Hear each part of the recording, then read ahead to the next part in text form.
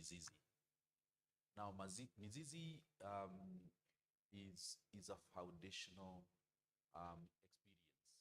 We like not to call it a course,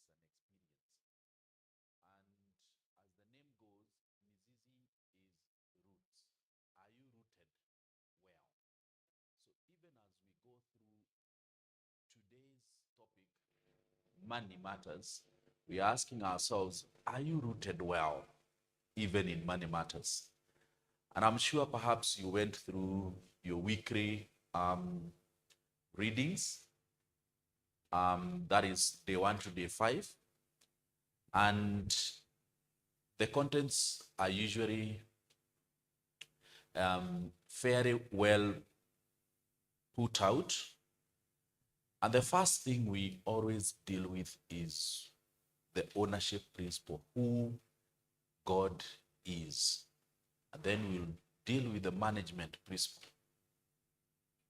And then we talk about 3 topical things: that's debt, budget, savings, and investments. It's a very short time, so you allow me to try as much as possible to, in a way, rush you through, but I will more or less try and use my own examples where it would be appropriate, and I hope that will be okay with you. Sometimes the biggest lessons come from testimonies, so it is good. So as I speak to you, I'm not speaking to you from a point of someone who has made it, but I'm speaking from a point of liberation, that God has really given me a revelation in terms of sometimes these finances. And from that point, then we can all work together, just like we do in all other things. When any preacher comes in front here and shares God's word, they share what God has revealed to them. So even today, we pray that God will share. So even for those who are here last time, perhaps it may not follow what it was last time. But in the next 1 hour, I hope that there's something that you can catch and something that you can pick and move on with it, hoping that God will bless you in a way. So this topic on money, like I have said, is an important topic, because as you are coming, driving, I saw people who I was very sure they were going to work. And, I was just imagining it's a Sunday, but for them, it's a day that they actually they feel that this is something I need to do so that perhaps I can even eat today. So when we are talking about money matters, we are talking about something that is very, very close to each and every person. Even here at Sorry Rock, if we don't have finances, it becomes very, very hard. So this topic is a necessary topic, and we keep saying that if you really want to know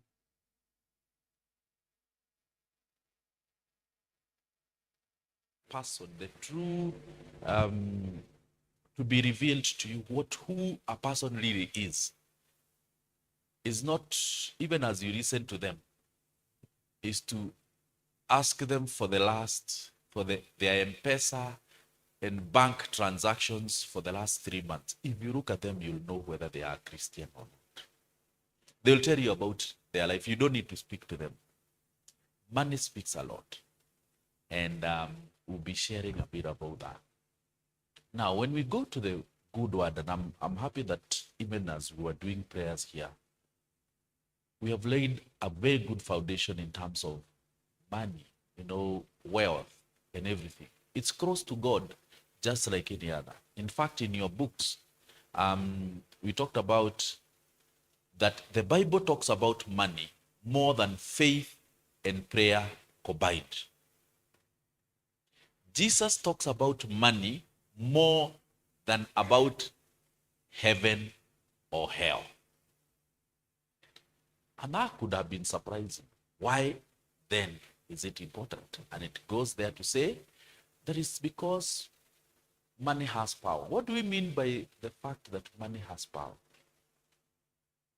You know, in the developed world, they have consistently been trying to push God out of learning institutions, out of public life and everything. Why? Because their systems work. If you have all the money in the world, regardless of where it's come from, it's very easy for you to access everything you need. I mean, you can access the best healthcare, you can access the best life in terms of education, everything. Everything you can think about your life, it's dictated by how much money you have. That's a fact.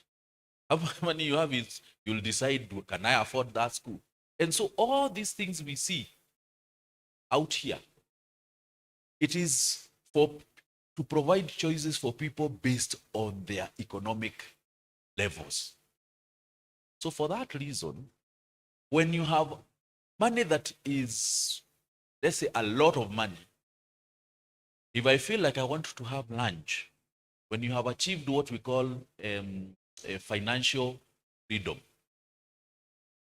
you have grown even from security, you have gone to independence, and now you have freedom. You know, it means that you can do anything, anytime, anywhere, anyhow, without caring how much it costs. So that person will wake up and decide, you know, I feel like I would want to go and have lunch in Mombasa. And they don't care that will the KQ, what time does the KQ or the Jabbo jet go Mombasa? No, they will actually go to and hire a jet to go for lunch and be back for a meeting at 3. That's what money can do. So when you have money, it actually becomes very easy for you to think you don't need God. Because whatever you need, you have it. Now, let's go to the other side when you don't have money. When you don't have money, everything becomes a prayer item. Ukweli ama si ukweli? Including God help us to have breakfast. You know, as you're going to bed, you have no idea how breakfast will be. So you pray and you ask God to do a miracle. So help me, and please understand when I say poverty in a way pushes you very close to God. When you don't have money, it pushes you very close because everything ukigojeka ni maombi. Kwa sababu ukifikiria kwenda hospitali, they're like, wait a minute, hiyo pesa itatoka wapi? So when you don't have enough money, it becomes very easy to actually incorporate God in your life. And that's why sometimes when someone gets money, and in fact there's a place in scripture says, don't give me too much money because my heart will be drawn away from. Ukipata pesa, sio ati ni wewe, ubaya sio wewe. Ukipata pesa, hata vile unaona unakuja mapema kanisani, unaanza sasa kusema hapana, mbona wanatuambia tuende mapema kanisani namna hii na vile kuna baridi? Hapana. That's the time now unaanza kuwa na rights, sijui uko na nini, you know. So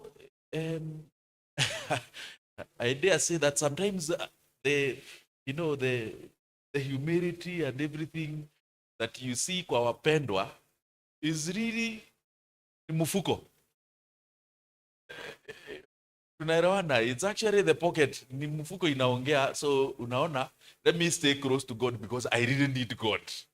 By the time the end month inafika, I really need God.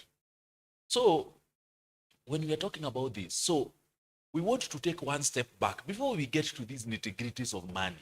That's when we are coming and talking about the ownership principle.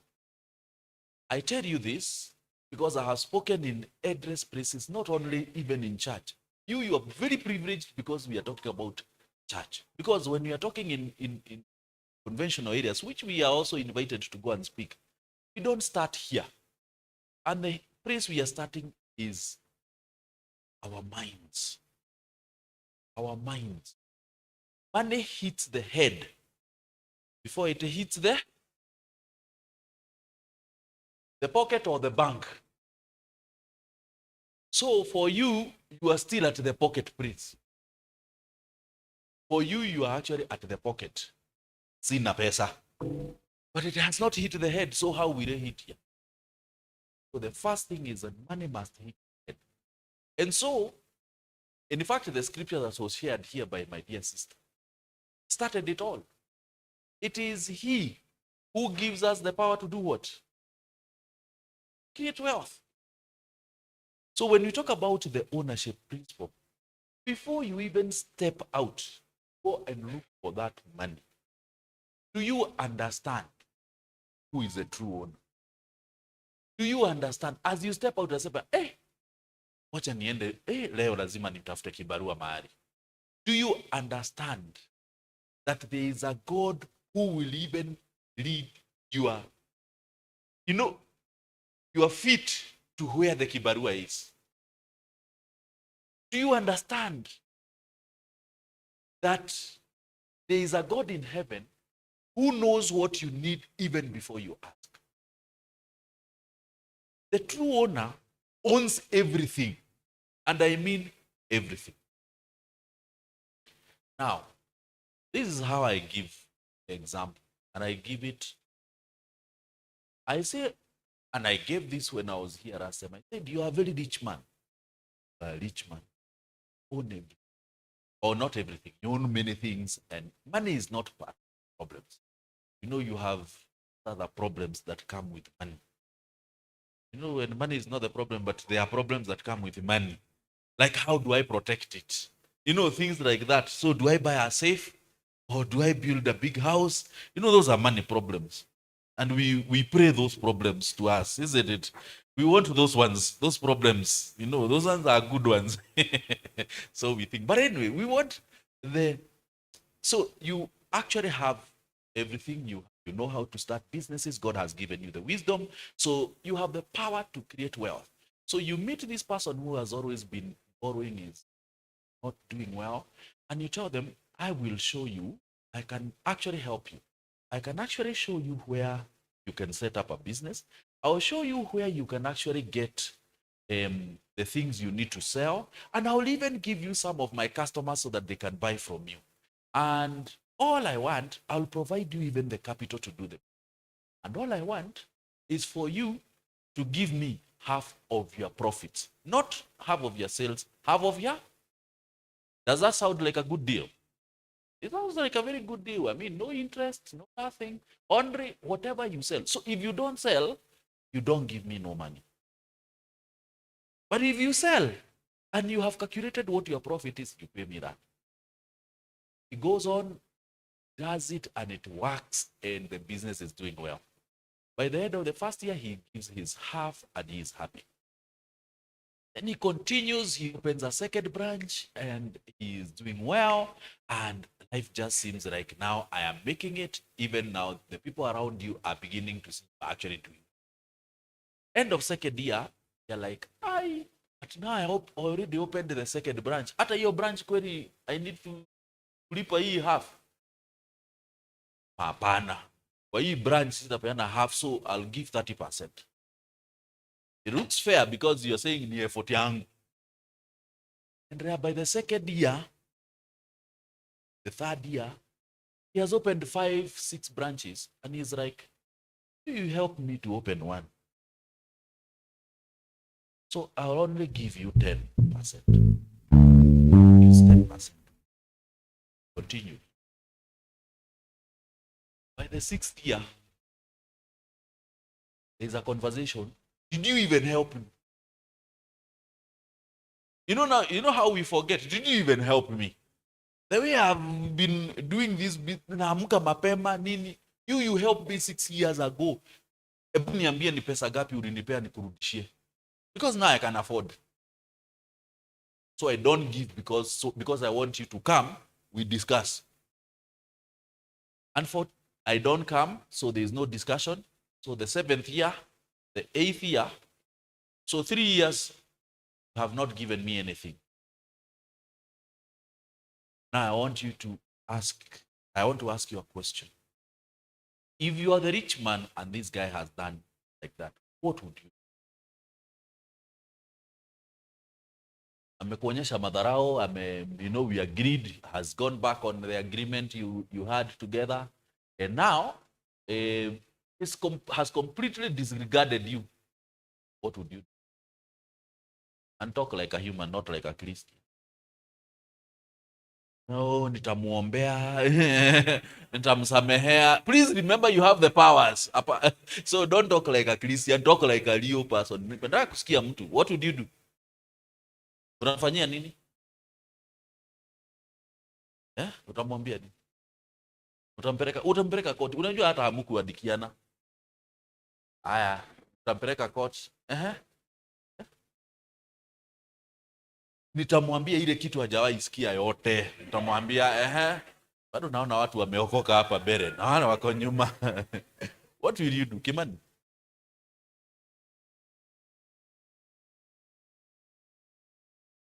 The guy has money now, but you still have the power. You can get back your customers, or you can go to where the suppliers are and actually say, don't sell to this guy, and they will listen to you because you're still big.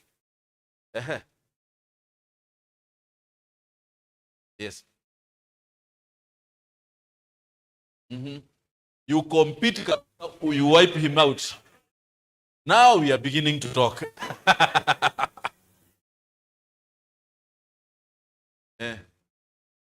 Watoe. And hiyo ongeeni pia. Unajua tunaweza sema huku ndio watu hawajaokoka sana. Na sasa kusikia pande.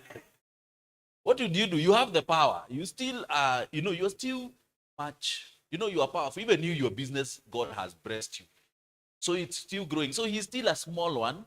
So you are in the whole of Kenya. Him is just in this Lilota Kawangwale area. So he's still a small. So what would you do?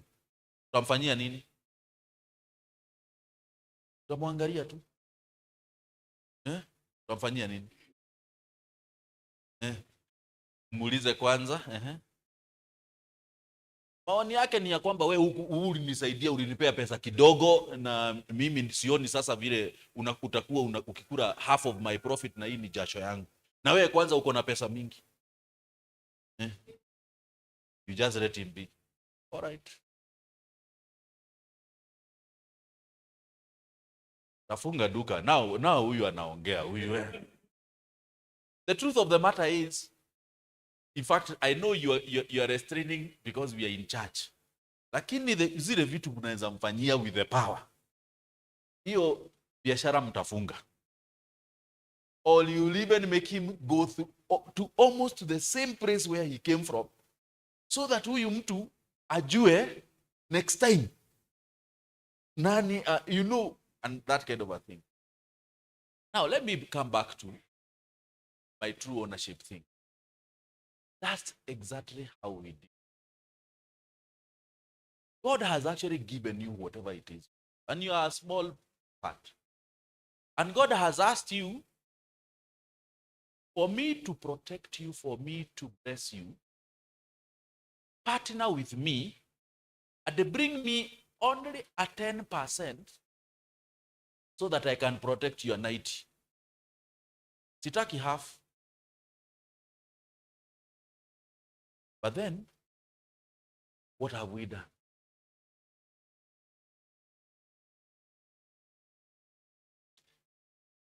We have actually begun the same. Unajua hizo arguments za huyo mtu. Mungu hata anaelewa. Sasa hii yangu, sasa hii ukigawa, sasa 10%. Sasa ukitoa 10%, mimi nitalipa nyumba na nini? Are you hearing the arguments? Nikitoa hii 10%, hata Mungu ata understand. Mimi siku hizi mimi hii tithe hapana. Mimi Mungu ata understand. Unaona hii economy? Inflation. Mimi tulikuwa tunalipwa mimi nilikuwa nalipwa 15,000. Sasa nilikuwa nalipa vizuri. And by the way, inapaswa kuwa net ama gross. Unaanza to argument sasa. To argument vitu mingi. So it means that we don't understand who is the true. Because hata hiyo unasema si enough. He is the one who made you healthy. He is the one who made... So it's more like, in fact, where we come from, we actually don't tell you bring your tithe. We tell you pay your, you're not being asked. You know, offerings ndio unaweza bring. Offerings. Lakini tithe, you pay. That's why the Bible say, when you don't pay tithe, you do what? You have robbed, stolen. You are not told that you are not a good Christian, not faithful. No. We are being reminded that when we don't, the tithe thing is actually the first test of faithfulness. Let me tell you, you have little money, tithe is a simple story. Of course, now you deal with issues of with the money being enough. But it is still a simple issue, because when I talk about 20,000, I'm talking about 2,000. Until God blesses. Wait until God blesses you. And you are earning 200,000. As much as it is Saudi, then now you are supposed to pay 20,000. The story begins. Ni gross ama ni net? Mi hata hiyo gross ionangi. Mimi napataga tu net. You start arguments. Well, let's come to the people who are hustling. Nasema mimi hata mimi ni mbiashara. Nasema mimi sina salary. So mimi ni kama ile kitu tu nitakuwa nayo ndio nitapeleka tu church. Hapana. That's not how it goes. Are you doing proper accounting in your business?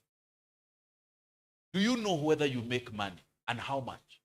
Because those are just basics of any hustle. Hata kama unachoma mahindi hapa nje, you need to know mahindi nauza hivi, nanunua hivi, makaa nanunua hivi, na mimi mwenyewe uwaga nasimama hapo, so lazima nijiripe kidogo.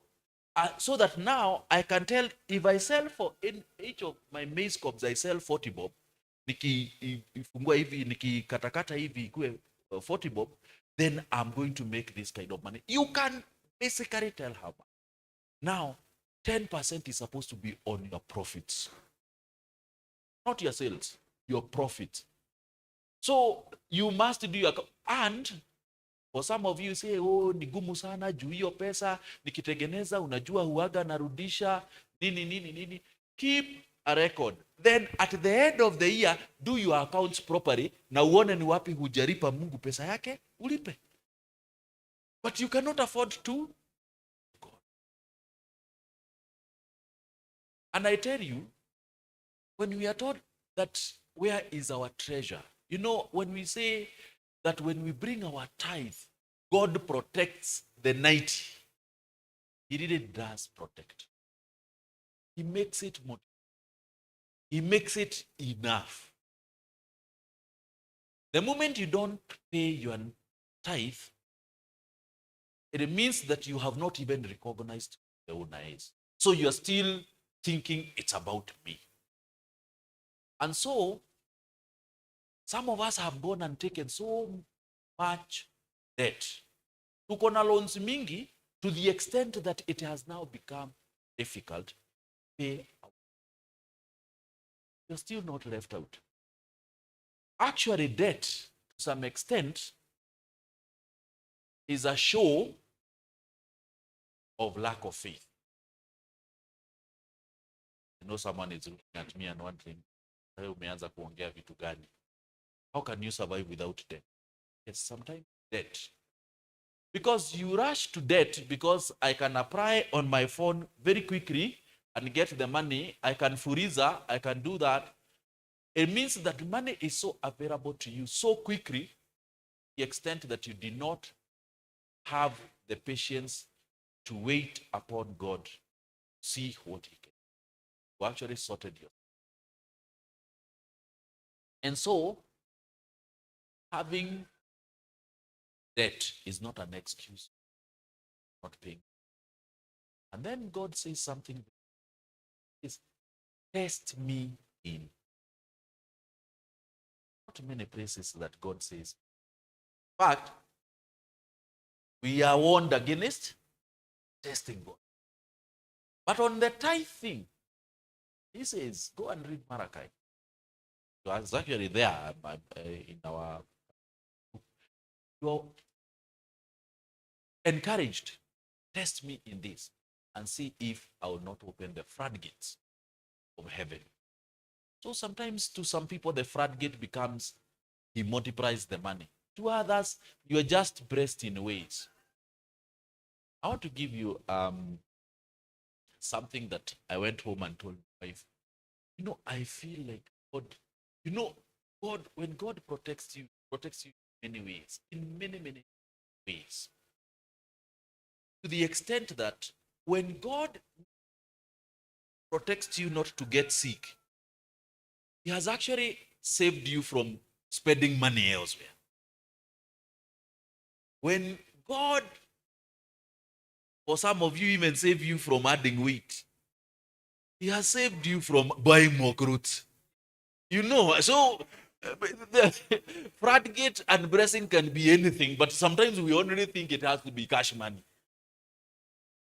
So the other day, I'll talk about that towards the end, but let me give you this. The other day, I went to a construction site, and for some reason, okay, let me backtrack a bit. I bought this phone this year, and since it's a new phone, I wanted to put a very good screensaver. So the screensaver, so that if it falls, it doesn't.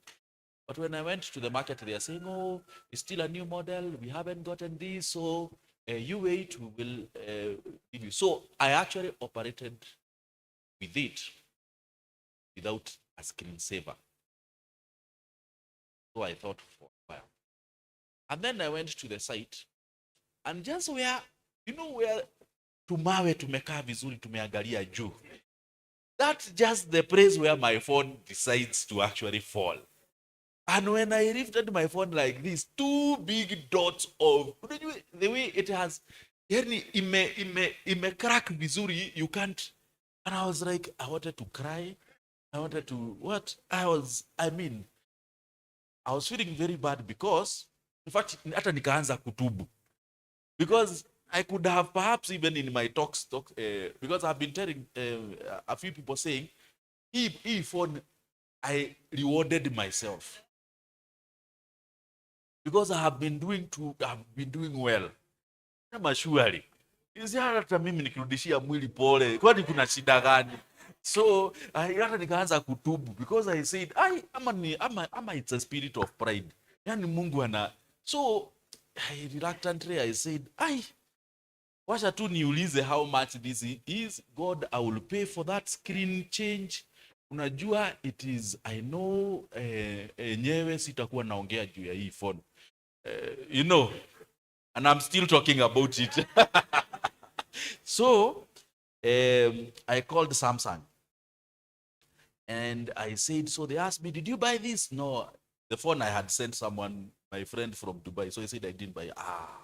Sasa kama ungekuwa umenunua hapa, it would have been replaced at a warranty. Okay, I didn't buy here. So just tell me my bill. Nishaongea na Mungu. Tushakubaliana hii ni kutubu na tubu. So I will pay the price because yenyewe ni mimi nimekuwa nikiongea. So the first person nikauliza told me that it's going to cost you 46,000 to replace the screen. So usiulize simu ni ya pesa gapi. You hear I'm still talking about this phone. But anyway, please stick with me. Usikae hapo kwa 46. Stick with me with the story of the phone. Tuko pamoja.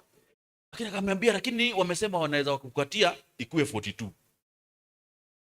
Sema jameni Mungu hata kama sikuwa na makosa mingi hivyo. Wewe the way you're negotiating with God, you're saying enyewe is not. But anyway, I did not even tell my wife.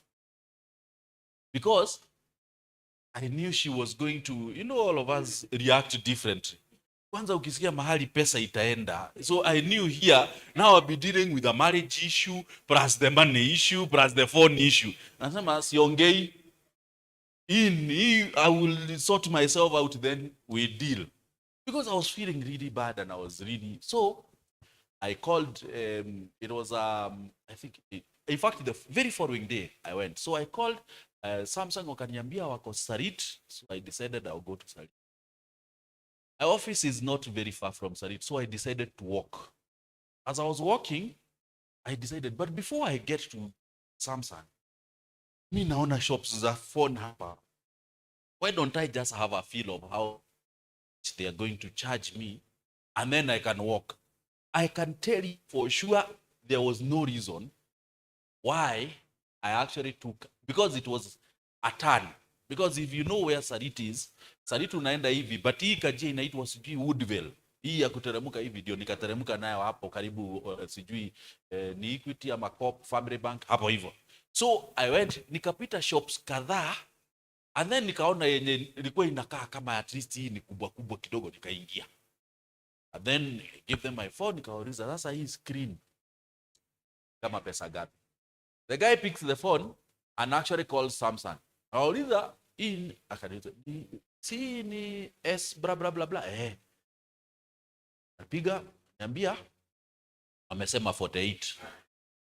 So nikajua me I'm very well, I'm cooked. Unajua ile tunasemaga you are cooked, you can only discuss how you will be served, but cooking you are cooked. Yani ushaiva, sasa wewe useme tu unataka kuwekwa kwa bakuli ama kwa sahani, whichever it is, lakini kuiva umeiva, sasa ni kupakuliwa pe. Sasa nikamwambia so what do we do? So nikaanza now to engage him. So what do we do? Okay, if you leave it, we can actually take it for you to Samsung, and then you can actually decide to take it to town, because even the Samsung in Sarit will not help you, because they are a sales shop, so you need to take it to town. So unasema tufanye nini? Now my life is becoming complicated. Sasa anaanza, now, the stories that don't help your life. Hii ni bahati baya, and I have already dealt with the emotions. I know ilikuwa bahati baya. Nini. So hiyo hainisaidii. But as he was holding this, akaniambia, lakini nimeingia ndani. So the guy took something and started scratching, the broken thing. Lakini kitu yako iko na screen saver. Nijaribu niinue nione kama si imebreak. Sasa yainue. Within a minute, akaniambia, iko na screen saver. Akatoa, anasema, by the way, haijaguzwa. Mimi, I'm like, who put a screen saver on my phone? The guy didn't know what was happening. But mimi nilikaa hivi nikaomba nikamwambia Mungu, you mean this is how you work? Because that was purely God's protection. Because as I was standing there, mimi bado nagoja yule mtu aliniambia zikikuja nitakwambia. Why am I giving you that story? Even when you don't know, when you walk with God in this journey, nakwambia hata unaenda unaambiwa hii kansa yako ni baya sana, ebu enda mahali fulani. Unaenda nani alikuwa si tu hii si kunona hii. God changes anything. That, and wewe ulikuwa sasa mmeanza kukaa sasa pesa ya chemotherapy, sijui ya radiotherapy itatoka wapi? God is the true owner. And the moment you understand that, then you begin to understand the second one, which is the management. When money comes to your hand, you cannot use it the way you want. You must always ask God, what do you want me to do? Even as much as, yes, you're using it for your own use. If you look at, and that's what I was saying, if I look at all your expenses, M-Pesa expenses, who did you help who was mourning? Who did you help who was needy? Who did you help? How did you participate in God's kingdom from your M-Pesa statement? Or did you use the good excuse? Sasa, mimi nimekula nikachimba ndio nianze sasa kucontribute kwa hii matanga. Si hata Mungu anaelewa hii maneno. You have completely actually removed yourself from the scheme of things. The ownership. and everything. So the key and the right use of money, the key thing about the use and the possession of money is actually having the right perspective. So kwanza hata kabla hujatoka hapo nje, understand that it is he who gives the power to create wealth. Yeye ndiye anakupea hiyo nguvu unaenda kwa mjengo nayo. Uko hapa unasema sisi ni kama tulirogwa, kazi yetu tu ni mjengo. Ni Mungu amekusaidia ndio uweze kufanya hiyo kazi. There is someone who may not be able to do that. Kama umetembea umeenda mpaka sijui wa hebu unatokelezea pande ile nyingine ya Nairobi. Anasema sasa hii sisi watu wanatupita na magari kwani walisalimia Mungu. It's God who has helped you. And you actually think that you are very underprivileged. Kuna mwingine ndio atembee vile umetembea analipaga pesa. Naitwa Jim. Wewe uone hiyo kama ni blessing. Wewe hauna issues, hauna hypertension, hauna diabetes. Wewe unasemanga hizi ni kama tulirogwa. Na Mungu ameona tu wewe nikikupatia pesa ile witu utaongeza wewe. Ile magonjwa itakutoka na nyuma, anasema let me protect you. Wewe utakuwa unatembea mpaka ida. You know, it is still his blessing. But you see, we don't first see it that way. We must, whether you are an ida, whether umepaki gari kubwa kubwa hapa nje, you all belong to God and the true owner. And then, I'm sure right in this pulpit, you have the scripture on the talent has actually been preached here. I know. I don't come to this church. I am sure. Mwambia mmoja akapewa moja, mwingine akapewa 2, mwingine akapewa 5. Huyo wa 5 akaenda akafanya kazi, akaproduce zingine 5. Si mmepewa hiyo scripture mmesikia? Now, we have always concentrated either on this who went and dug and hid, or huyu mwenye ni mzuri sana hata ndiye aliongezwa hii moja. Unajua huyu ako huko mbele, huyu ako na 5. Huyu wa katikati waga tunamuignore. Why do we ignore this one who had 2? Look at it this way. Huyu alipewa 5, huyu alipewa 2. That both of them multiplied double. So in essence they did the same thing. Hata huyu wa pili anaweza sema mimi kama ungenipea 5 ningeproduce 5. I mean, and they can argue, ulinipea 2, nimeproduce. Why do you think God alipea huyu 5 na akapea huyu 2? Na huyu mwingine moja, kwa sababu at the point when they were being given, mmoja hakuwa foolish. So why do you think God differentiated?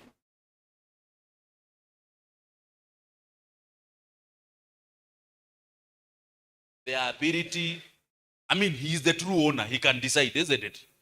So, kama wewe umekaa hapa, umetumwa kwa mjengo, and you are busy looking at wenye wanakupita na magari, unasema, mimi Mungu niko na beef. Wana drive kwa nini na mimi natembea, mimi angalia kiatu. You have already got disfocused. Because perhaps God has sent you to that mjengo for some specific thing. And God knows, that's why he gives to one, mwingine 2, mwingine 5. Even the ones who have the power to multiply, hawako the same. Are we together? So, first and foremost, move your eyes from yourself. You know, we are so self-centered. Mimi, mshahara yangu. Move yourself from here and go to what is God asking me with whatever he has given. Even that one, aliulizwa, hii moja, si hata afadhali ungeiweka with the bankers, at least wakitupea ka interest. Hata usifanye kitu, iweke kwa banka, ikuwe na kai. So you focusing on other things including ourselves, and we have completely forgotten what God is asking me. Money is an exact index to a man's true character. Pesa ikikuja ndio itatuambia wewe ni nani. The true character comes out. Na kweli inatokanga. Mumeiona, you know, the Gen Zs, umeona wakituonyesha watu anasema then someone sits in my belt. belt ni kama 45 50 hivi. Hiyo ni nini unaongelelea? Unaongelelea mchipi ya kushikilia trao. Hiyo ni kama 45 50,000 hivi. Na kiatu maybe 200 and unajua, yani kiatu na hii magari tumepaki hapa nje kuna comparison. Unaona? Yani are you hearing? That's what money, it brings true character. Inatoa true character. Wengine vile tumesema mnakaa hapa ni brokenness imekufanya ukae hivi huko. No, you look so humble. Ukiona huyu wenyewe, me I love the way they pray, I love the way they even anainuaga mkono hivi, anaonekana kabisa amesareda. Pesa hakuna. Fuko iko hakuna. So in fact hata uko na masaa mingi juu hutaki kukaa kwa mtaa. Kwa mtaa everything everywhere you look, hiyo ndio stima nowadays inalianga. So inakukubusha ukiangalia everywhere you go, watu unaomba agent ama nini asikuje. Wacha pesa ikuje. Is that solid rock? Those roads of yours are so confusing. Sielewagi kabisa. Unajua the last time I was here, hiyo mto ilikuwa ime overflow. Siku hizi imepoa, mvua imeisha huko. Nitapata mahali ya kupaki gari yangu. Gari yangu itatobolewa. You start talking to us yani tunakuangalia hivi tunasema jameni. But, you start having appetite. I like the Thai cuisine. Thai ni nini? Ulisikia wapi wakati when you are growing up? Wewe tunakujua wewe ni mtu wa githeri, mahindi choma, nini? Na hapa unaanza kutuambia ati sijui mimi I love Chinese. Chinese wapi? Ni pesa. Pesa ndio inasubua wewe na alafu unaanza ku ati I like Chinese. Ulisikia wapi? Umeona wa China wakijega barabara. Unaanza kusema Chinese ati I like Chinese food. Pesa. Tunawaona. Unaanza kuongea. You talk other. Unatuambia vitu. Can Ubers come there? Anyway, Mungu atusamehe. Jua anatuelewa. Anajua hata kutoka the Garden of Eden. Tulianza vituko. Tuna ujuaji mingi. So every day we must. That's why when we come here, yes, we adore God, we thank God, but we also must always remember, come back to God in repentance. Because kuna vitu zingine tunaongeanga nini, it just shows our true character. So money has power. And that power is comparable to the power that God says, and God is asking us to know how to deal with that. So the way we use our money shows whether we understand. And now, when we have the management principle, there are so many things you'll be told about money, but there is an equation I want you to understand. Because you are told to come with the notebooks, I want you to draw 3 boxes. Box moja hapa, box ingine hapa, zimefuatana. Ka box tu kadogo hivi, ka box na kengine kadogo hivi. Now, when you have those 3 boxes, below them, don't write anything inside them. Just say box, ni box moja, mbili, zimefuatana 3. Now, when we talk about those 3 boxes, I want to mention 3 things.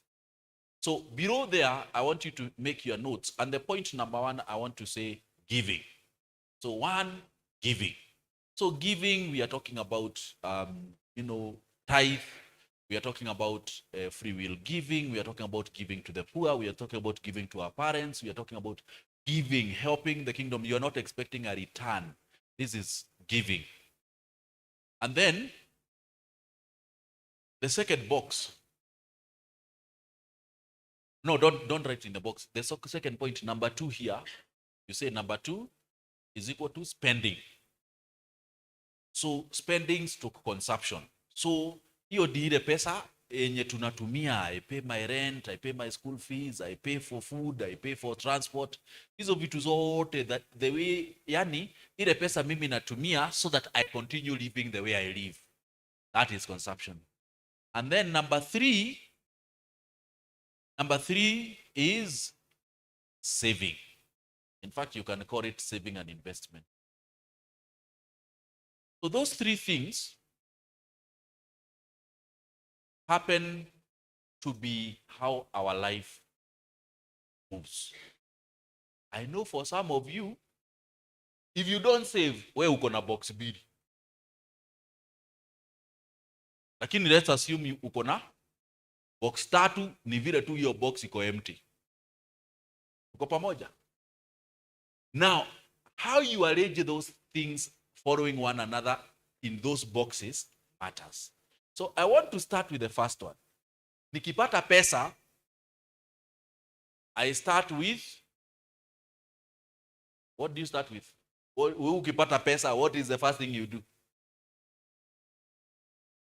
Mukwe Christians. Unafanya nini ukipata pesa kwanza? Aya, so for him, so tunaanza spending. So make sure hujajaza, you now say spending. After spending, what do you do? Kama imebaki. Of the other two, what do you do? So because spending is actually now consumption. So what do?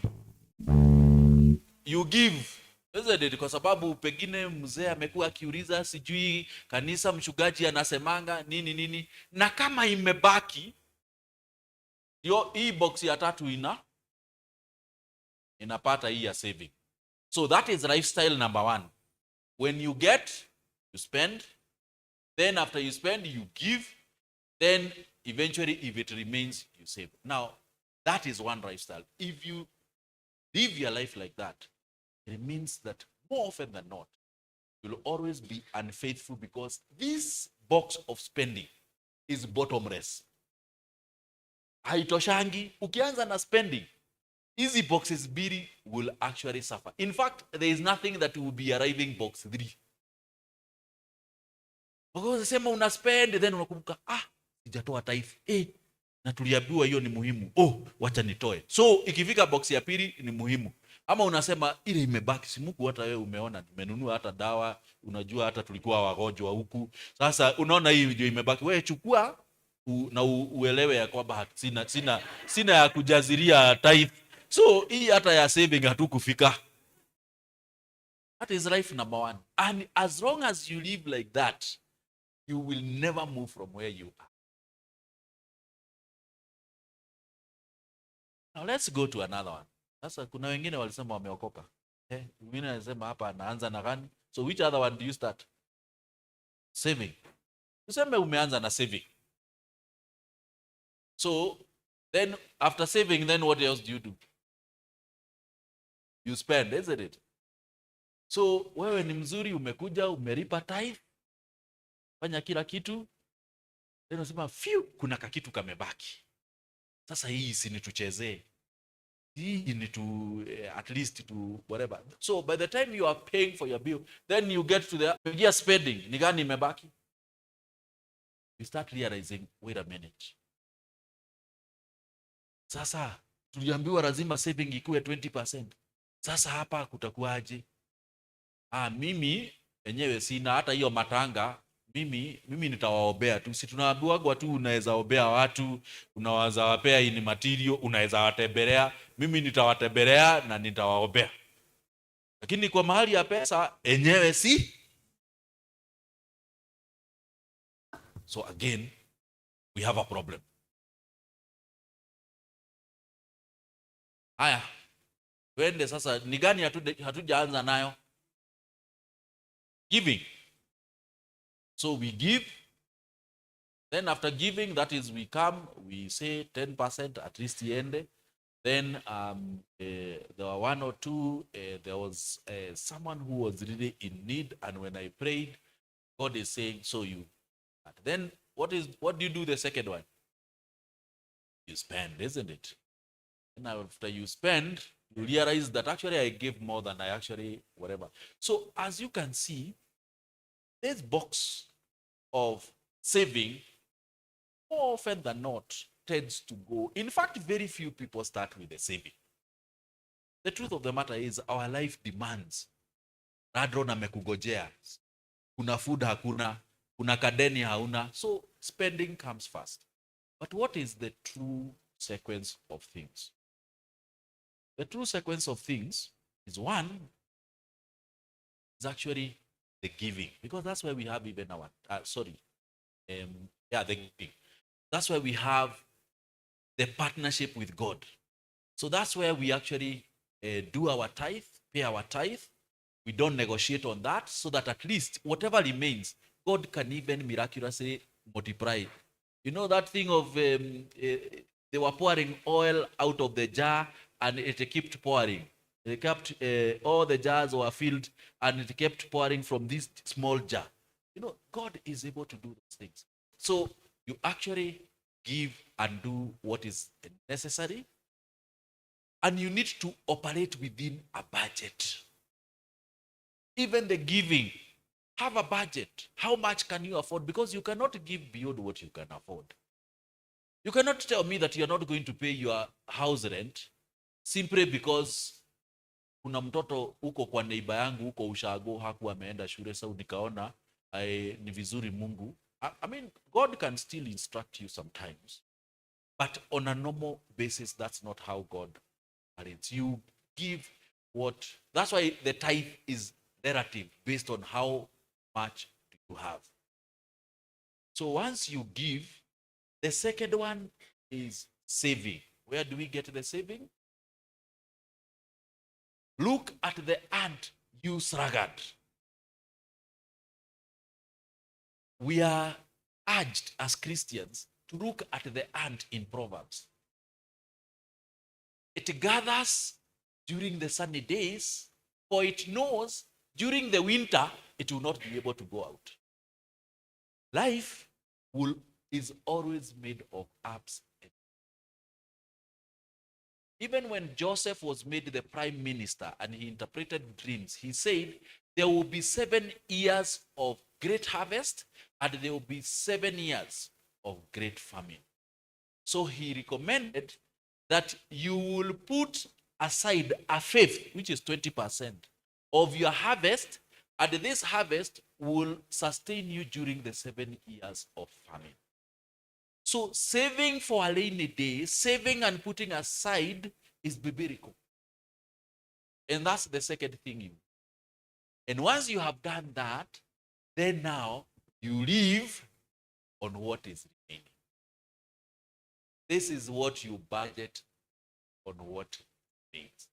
If you use that equation, for sure, initially in your life when you are younger, you do more of the saving because you have the capacity. So you do what we call create capacity. And then, after now you have saved, whether you're using a circle, whether you are saving using whatever other means and all that, then now we can come back and talk about investments. How do we multiply money? Remember, it is God who gives the power to do what? To create wealth. How do you create wealth? Wealth is created by using your resources to multiply. For some of us, God gives us the hand of business. Since now you have some capacity, you can start some business and start multiplying your money. For others, God opens your eyes to opportunities. You are able to perhaps buy some property somewhere that gains value, that then you are able to sell at a gain. For others, you have a bit of knowledge about the capital markets. You have a knowledge about the securities, shares. And when you buy those shares for no reason, you are able to make money. And a lot of people are making money. God has made them, they are not stealing nobody's money. The people you see out here, usianze kusema ni mama senari wachana nao. No, there are people making clean money because God has opened their eyes. But today, Nikikuja hapa niseme, jameni, on my way here, nimepata mtu pale anauza plot. Na ameniambia, what are the plots around this area? Maybe 10, 20 million? Yeah? 18, 20. Hiyo plot is worth 18, 20 million. Lakini akona shida, ameniambia akipata mtu ampatie between 3 and 4. Atachukua. Is it a deal? How many of you can respond? I'm just giving hypothetically. Unaweza kusema sijui kama sako yangu anaweza nipea. He has no time to wait for sijui guarantors na maombi na nini. The only person who can respond to that is the person who has the 3 or 4 million in cash. Is the only person who can take that opportunity. Now, a lot of us actually miss those opportunities because your box of saving is 0. You never obeyed God when he said, look at the ant. In fact, wanatumia jina baya sana, use ragged. Yani, as in, kama wewe you don't save. So mimi nimekuita hiyo jina. Hiyo jina iko kwa Biblia. Proverbs, chapter 6, 6 to 8. Ebu look at, hiyo ndio inaongea juu ya, look at the ant, use ragged. So mimi nimekuita hiyo jina. Lakini if you have no savings, nataka kuuliza your neighbor, are you a sluggard? No. In fact, I like the Kiswahili one. You know there is a word the late president of Kenya, Kibaki, used to use a lot. Alikuwa anatumia jina gani akikasirika? Bas. In fact, some Biblias they say usikue mpumbavu. Imagine, bado tuko kwa kanisa, imagine. And we are using those kind of names. Imagine, the Bible inasema usikue mpumbavu. Look at the ant. It saves. So whatever, it doesn't matter whether you are earning 5,000. You must save. How else are you going to create capacity? So when God gives us jobs, he tells us, work as though you are working to your Lord, not heavenly, not worldly what? Masters. Why are we urged that? So that we do not focus on, huyu mtu ananifanyia mimi hata hiyo kazi sitakuwa naenda mapema. Huyu mtu ako na tumadharau dogo dogo. That we start looking at what is this earthly master doing to us. So we lose focus. But God has told us, when you get jobs, you do what? And once you do that, the focus remains on the true owner. You're not being disfocused by it. God gives us jobs so that we can actually sit. But most of us, unapewa capacity, now you can now put this thing down and then it can multiply. But for most of us to keep at a job, box ya consumption, it's the seed. Yani wewe unaenda kwa ile shop ya agrovet unanunua ile mahindi imewekwa kara green, unaweka kwa getheri. Kwanza utaumwa na tumbo because you're in the business of eating seed. God has given you a seed. Unasema sasa hii kidogo hivi, sasa hii Mungu hata wewe, hii ni ya nini? You don't even bother to put it in the soil. Unasema ni kidogo sana. So how many days can you eat the 2 packets of hiyo seed ya Simro? Assume ni kweli umeiweka, umeiosha, nini umeweka getheri, unakula siku gapi? And what would happen to it if you now do what you are supposed to do? Uende, uiweke kwa shamba, upalilie, uweke kwa shamba and uitunze mzuri. How much maize can you get from the shamba? Yeah, many sacks. Exactly. And that's what happens, people. And God has those opportunities if you thought they weren't. They are there. And if I'm talking to you as a person who God has actually opened some interesting doors. Interesting doors. Hata nisiite to doors. Yani ni milango. Yani Mungu ulifungua hii. And you respond. But when you get these jobs, a lot of us are not even saving a cent. You've been given the seed. But we are busy actually financing our lifestyle, the spending. Hii box ya spending imejaa. Niliona phone nyingine. Lazima nikuwe na kama hiyo. Hiyo unakaa mzito. Hii simu yangu ni mzito. Are you getting? I'm back to the phone. Mungu nisaidie.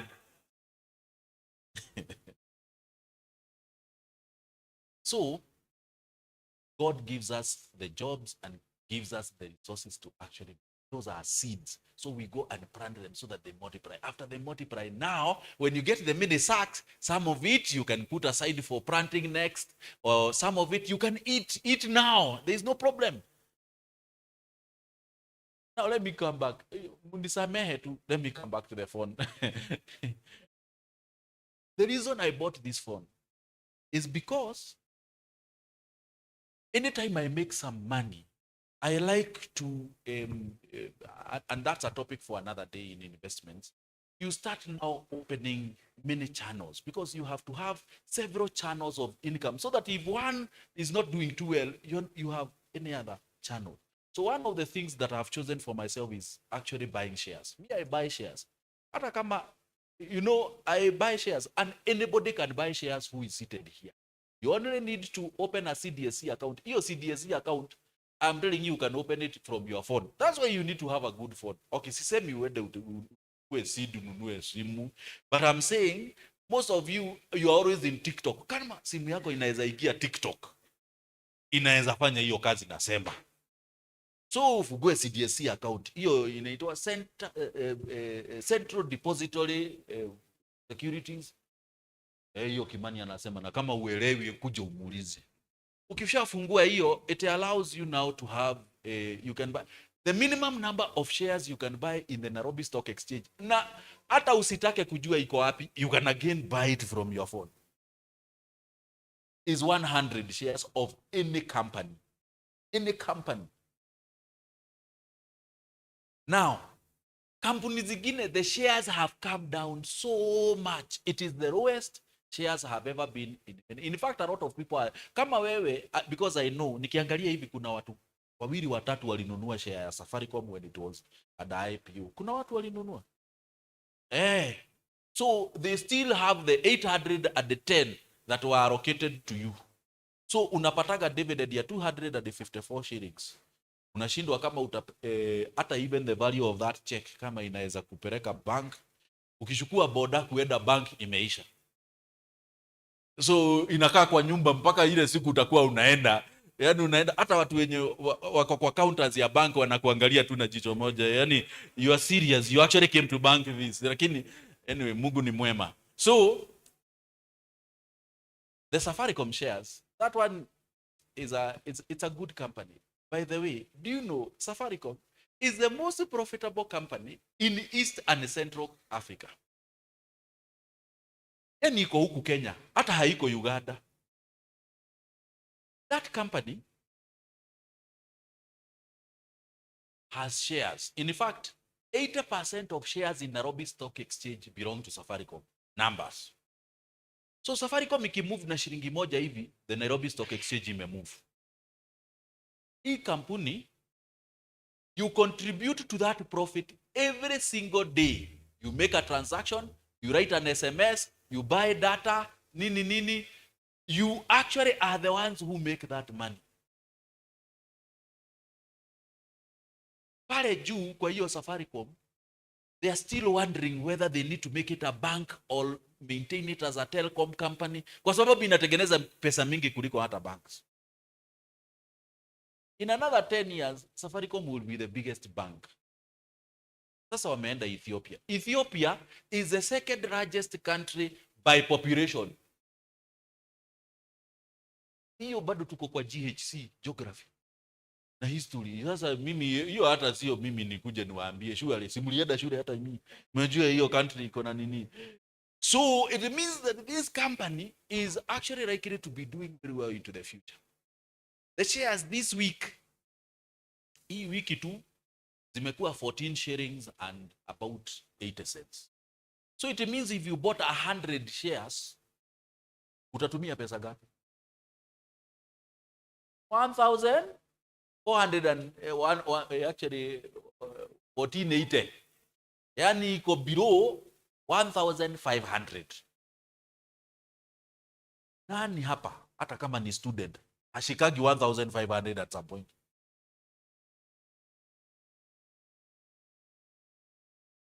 Haya, endeni kuniangalia hivyo tu, kuna shida.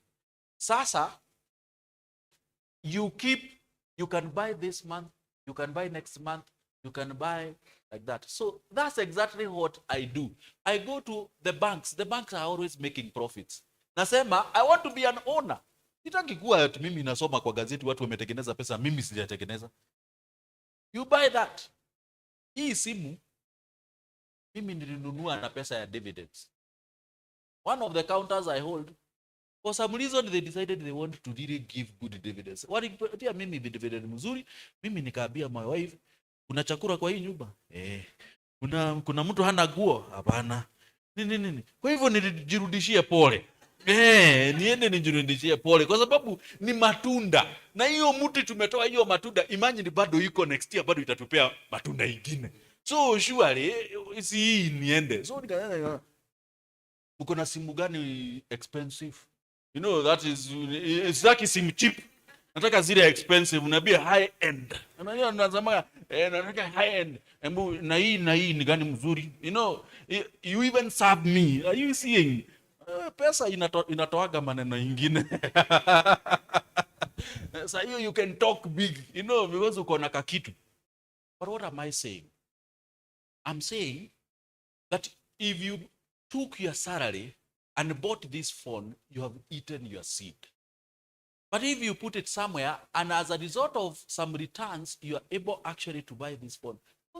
Sisi wote yenyewe tukiangalia tuko na simu mzuri, lakini we are not together. Kwa hivyo hata ukiona hapa kwa barabara sisi wote tuko na magari kubwa, sisi wote tuna nini, don't worry. Stick to your journey. You will get there. And there is no magic. God has given us these. The opportunities are here with us. There are things called money markets that are out here that all you need is to put your money there. And by the end of the month, they have paid you some interest. Hakuna kitu unafanya. So if you have good money, there is a money market in this country. This is our Kenya. That last year gave 18.72. Hata kitabu imeanguka. You understand what is 18.72% return for the year? So kama ulikuwa umeweka 1,100, imekupea 18,700 and something and 20. Didn't do anything. You didn't even check kama pesa bado iko. Pesa ili. If you had 1 million,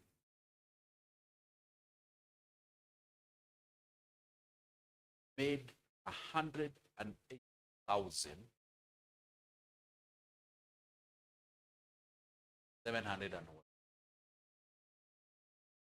If you have 10 million, you will make 1.8. Now, you need to understand the power of compounding investments.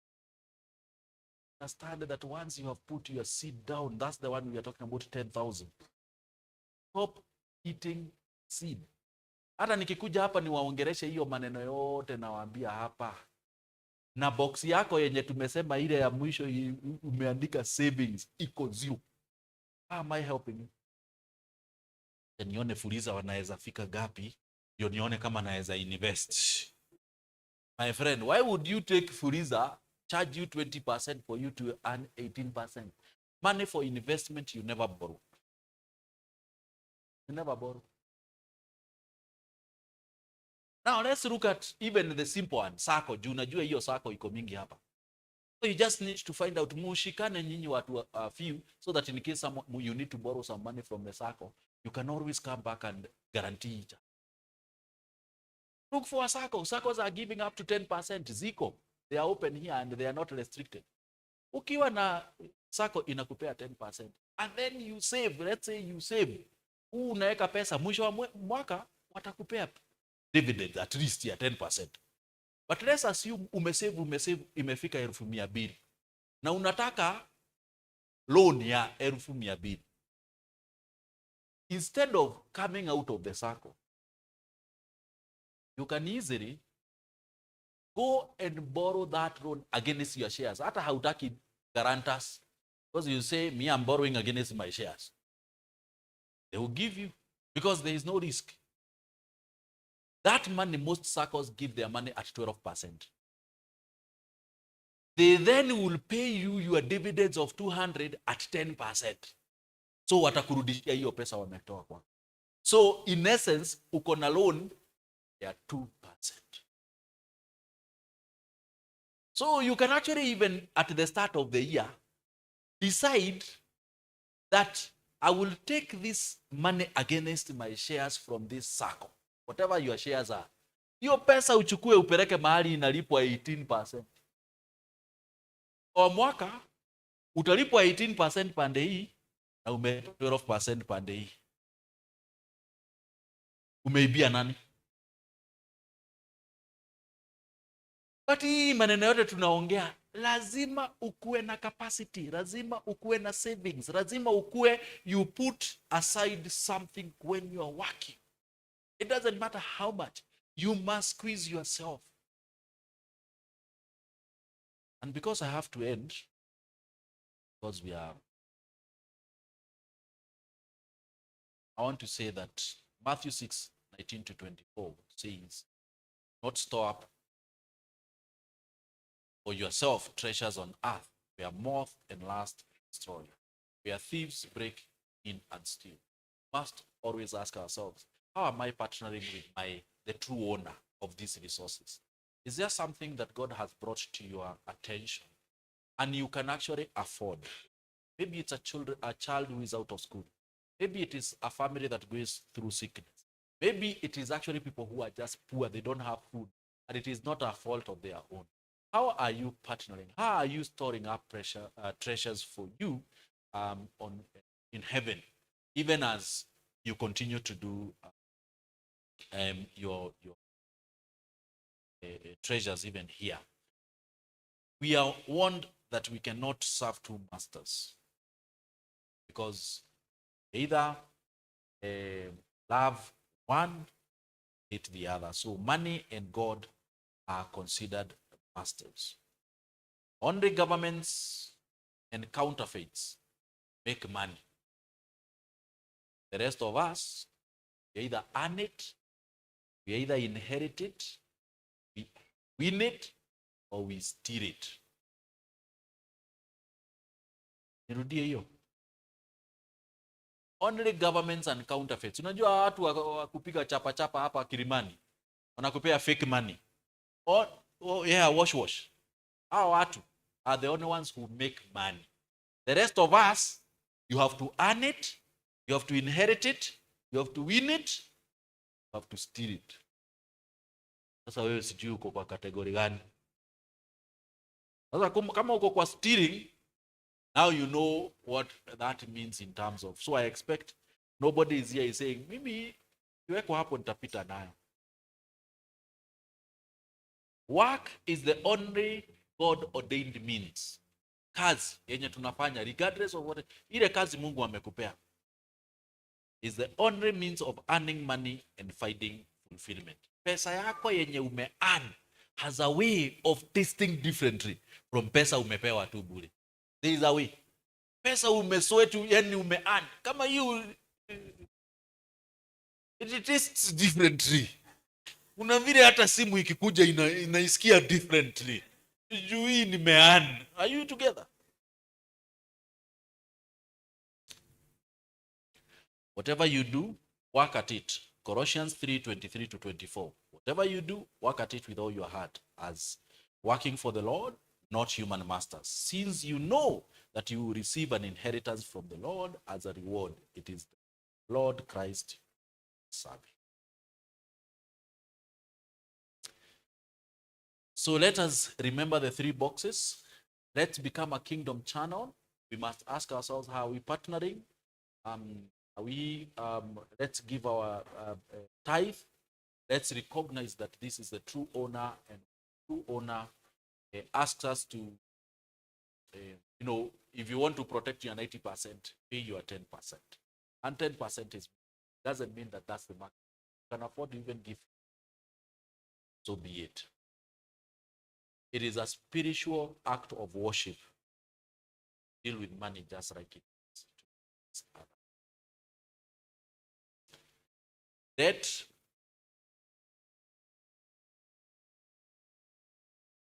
Whenever you go for debt, you actually obtain money that you have not earned. A lot of us are being stopped from achieving our God-given purpose simply because of the impact of debt. Don't rush in debt.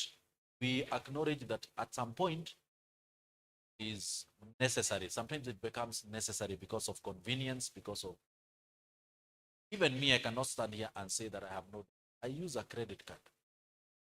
But my mantra is very simple. Every end of the month, I pay it in full. So the bankers are very annoyed with me because they don't make money with me. But it gives me convenience. Nikiingia kwa petrol station, nalipa. Nikiingia kwa nini, I use my card. But end of the month, if I cannot pay it, I remove it from my wallet and I throw it into the drawer. I will not carry it until that debt.